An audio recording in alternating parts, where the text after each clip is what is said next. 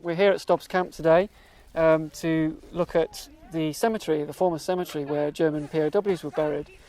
We've got 2 days to open up a couple of trenches to look at some of the construction of the grave site and where the gravestones were. And we're going to explore the memorial stone, which is now rubble, but we're going to see if we can work out all the stones and where they came from. We're also going to explore the bottom of the steps here. We're going to see if we can find the actual level of the cemetery. So we're going to explore that as well, and a possible entrance into the cemetery with a processional route came into the area on the other side. We've got a team of about 10 volunteers that are here today from all walks of life. They're all eager to learn new archaeological skills and be an archaeologist for the day. So we're excited about what we're going to find, and we've got some glorious weather, so let's crack on. We've come to the end of the first day at the dig at the Stobs Camp former cemetery. To start with, we'll look at the memorial stone. So we've been, as you can see, we've got some strings across the top of the memorial stone. It's now been demolished, but we don't know when it got demolished.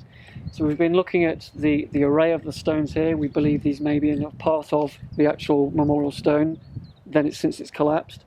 But you can see also now we've been focusing at the front of it, where we have, from the old pictures, we have a platform, and you can see the courses of the stonework that we've got there.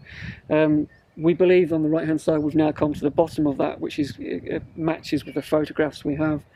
So that's really interesting, because we might actually now have the floor surface on this platform. So we'll carry on looking at that. Ultimately, we've counted the spread of all the stones. It feels like the memorial stone collapsed this way, but we'll learn more about those figures that we've captured there. At the bottom of the steps to the platform, we have put in a small trench at the bottom here. Our pictures indicate that there's at least 6 steps that went down from the memorial platform. The 6th step isn't actually visible at the moment, so we've put in a small trench to try and find that, and it looks quite promising that we may have found that surface as well. So that's that. And then further down into the actual cemetery where the graves were, we've extended a trench that we opened up last year. Last year we found a headstone shoe which would have been underground. A headstone would have been slotted into that, and we've now followed that grave cut away from the headstone. We've gone down about 1.5 meters, and it's a little bit waterlogged, unfortunately. So we are going to tidy that up and record it. We have 2 artefacts that have come out there. They could be coffin nails, quite small ones, quite rusty. But there's no other evidence of a body being there. It's quite clear where the grave cut was, but it's quite deep, and we're now up to our shins in water, so it's quite difficult to carry that on. So we're going to record that, and then we'll close those trenches off. We're near the end of the first day. Tomorrow we'll come back.